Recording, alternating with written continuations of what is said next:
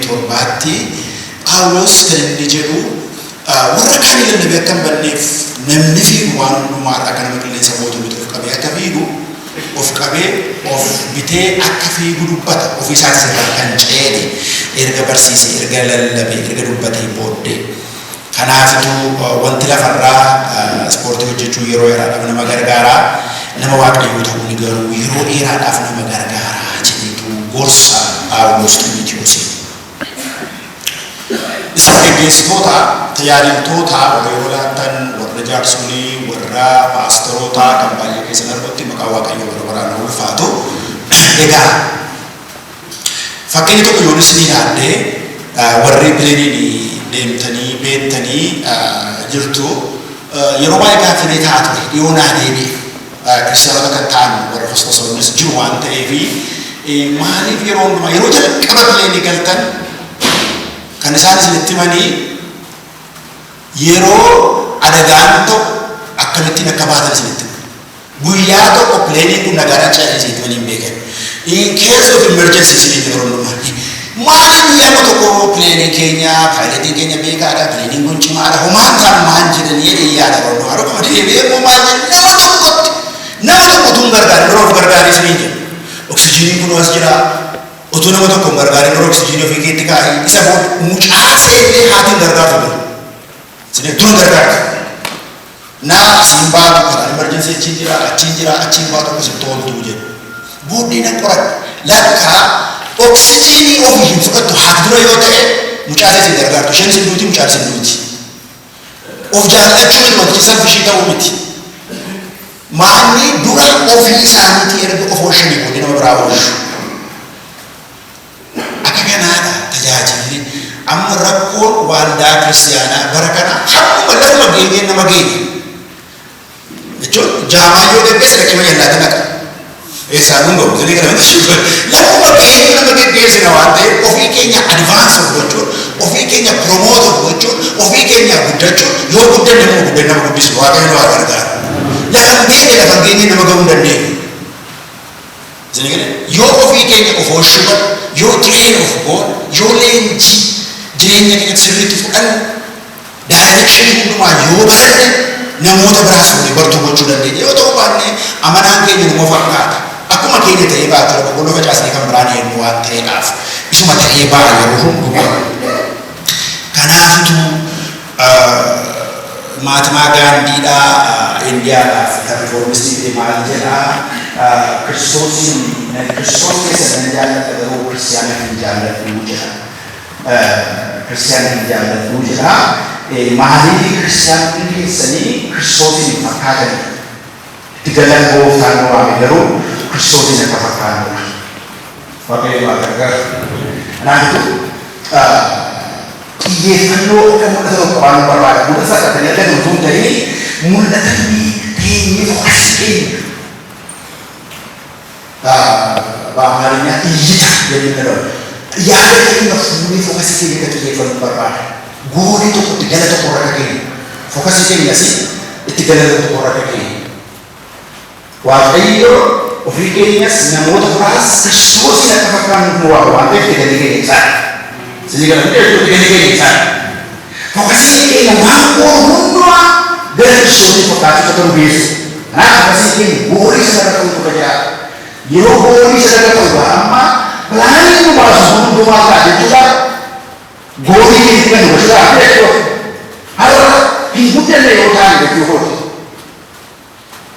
amma rakkoon nuti seera waan ta'eef rakkoon qe'ee daa'imni tokko waan guddanne baay'ee hafuurumaan achi hojjenne malee foon bukkeetti guddachuu hin jiru ilaalcha bukkeetti guddachuu hin jiru isin kanaaf plaanii keenya immoo hin guddanne waan malee goolii keenya hojjenne namoota bakka goone mootummaa beekuu jira baroonni laafii keenya garuu waa'ee sadaqaa isa sana michiisuu qaba baay'ee kan wal michiisu waa'ee mootummaa beekuu michiisu waa'ee sadaqaa malee waaqayyo irraa kaasuu akka mootummaa beekuu michiisu goonii qabatee bartuma goone ni wal dhufee gaafa akkasiin sababa dagarta baatee jiru borumaa tokko beeksisu naa kanaafitu fokkasii ne goolii keenya sakuma sana bira gahuudhaaf kaayyoo karoora baafnaa karoora keenya immoo evaluate gochaadhe rakkoo qaba. Mana jiidhaa yoo gattan mucaan kun lammaffaadhaa warri manaa ispoortii hojjechuu jaallatu takka takka na rabbashan. Yeroo na jiru mucaan kun lammaffaa boodii biildariidha. Isa kana baafatanii jechuudha. Kaayyoo qaba manni tokko tokko gochiisa balleessuudhaaf ijoollee ispoortii hojjetaa yookiin fiigamaa godha. Tokko tokko qaama isaa dabaluudhaaf warra atileetii immoo fiigicha maashinii fiigu waan ta'eedhaaf fiigichaa ba'uudhaaf. Hunduu kaayyoo qabu jechuudha.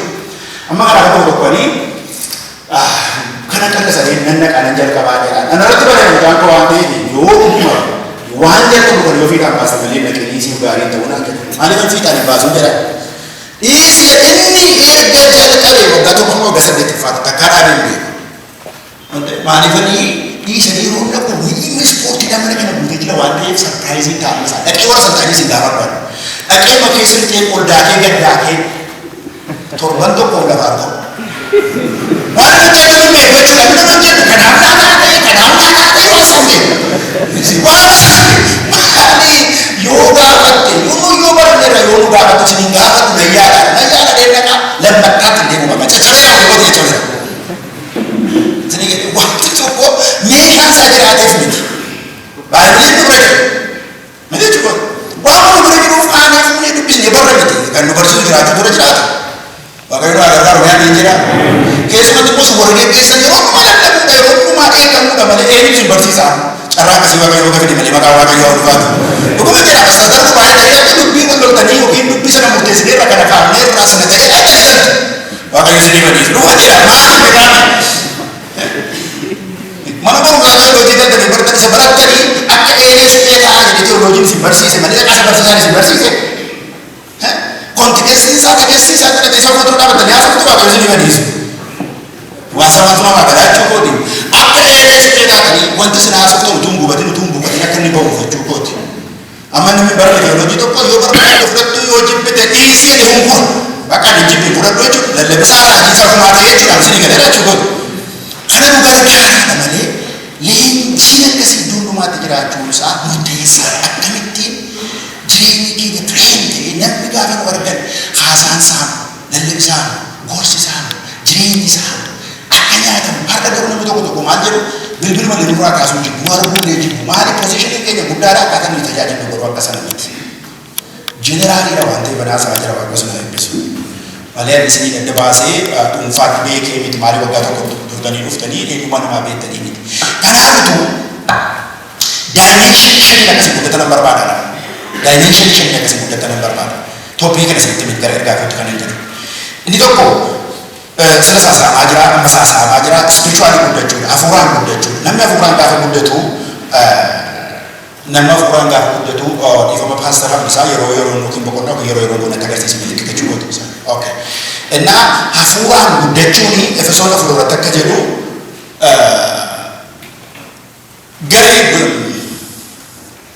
warri yeroo isaanii kennan kan isaanii waaqayyo isaan waamee fi maal gochuudha akka isaan qulqulloota gara guutummaa Kiristoos guddisanii jechuudha. Ufuma tajaajila lallabuudhaaf utuu hin taane isaan guddisanii gaafa guddatan immoo jedhe kaayyoo isaa gaafa guddatan barumsa dogoggoraatiin fudhataman qilleensaan hin raafaman. Namni gaafa guddatu isin galee achuma takka jedhe Efesoon irratti namoota kun raafamu waan baay'eedha. Lammaffaa maal ta'u jedhaa dhugaa jaalalaan qabatanii dubbatu. Gaafa guddatu isin galee dhugaa jaalalaan qabatu. Amma dhugaa marqoo keenya kan ta'e dhugaa dhumatu gogaa qaban. Anis dhugaa qaba, nisni dhugaa qaba, dhugaan keenya garuu lolli isaan gaafatu waan tokko bu'aan buusu. Isin dhugaa dhaabbatanii nama loltu. Hin ta'u karaa lolli isaa miti kan jechuun karaa maalii ture? Karaa jaalalaa ture. Karaa sana ta'uuf nu guddachuutu nurra jiraata. Amma dhugaa utuu baatanii dhugaan keessa boqotaa jechuudha. Yeroo aartanii wancitanii dhugaa sana dubbattanii isin balleessee hin balleessi. Bakka hin laqe. An balleessaa koo duraanis immoo aartanii barnuu keessa hin balleessitan walqixxee ta'anii jechuudha reeshiyoon isaa. Kanaafituu spirituaalii guddachuuni guddinaan hin dhaabbatu. Namni tokko maastarsiif digirii PhD yoo qabatee guddate jechuu miti leenjiin akkasii baay'ee barbaachisaadha. Workshopiin akkasii baay'ee barbaachisaadha. Kana keessattuu baay'ee guddinaaf dura ta'aa deemu. Inni biraan fiizikaalii kan guddadha. Fiizikaalii. Guddina fiizikaalii yeroo hin jedhu egaa inni kuni barumsa waan ta'eef bishaan dhugaa haasa'uu nan danda'an jedhe. Nuti pheenxonni amma yeroo kam nuti maal gochuu barbaanna? Maal gochuu barbaanna?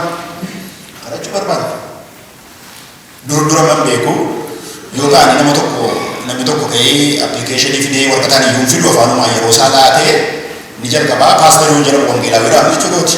Paastarii gochuun iyyuu wangeelaawwii godhama paastarii kennuun sodaatama malee egaa nu darbanii gadi maasikaa irraa jee gamoo ta'anii maqaan isaa ulfaatu meejer piroofitii fayyadaman yeroo amma tuni teenyu galanni isaa haa ta'u.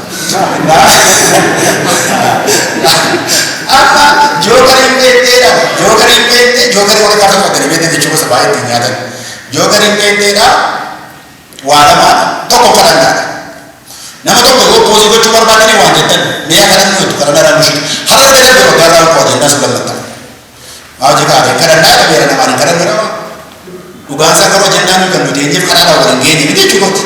Ajendaan isaa taappii ta'eetu mariidhaan kan malee kadhataa waan bushi gosa isaan kan turre. Garuu kadhata waan jedhamee fi namni waan dubbatu birookiraasii inni biraan immoo akka nuti dubbate nama akka nuti dubbate sitti dubbate itti jennaan merga maalii qabna waan nuti dubbate dhagaa jedhe dogoggora ta'uu isaa turre yaa nagarra maleessa innaa kanaafitu fiizikaalii keenyaa fi yaadu yeroo kan nuti kadhannaa yeroo kan nuti mari'annaa fiizikaalii keenya akkasuma sitti ispoortiin hojjennu wookiin deemu utuu ganaa nama waggaa utamaa jiru nama waggaa torbaatamaa fakkaata. Isin ispoortiin deemaa amma immoo maqaa waaqayyoo ulfaatu paasaroota dhumaa yeroo narbu kunoo cimanii baba'an kunoo qoomsi lafa saramsaa sana jedha qaba baba'an utuun turin dhukkubu sukkaara dhufu dhukkubi daangisaatii dhufu foonni keenya dhukkubee mana qulqullummaa waaqayyooti nuti foonni keenya dhukkubee foonni keenya nagaa taachuu dandeenyu takka. Isin galee jechuudha.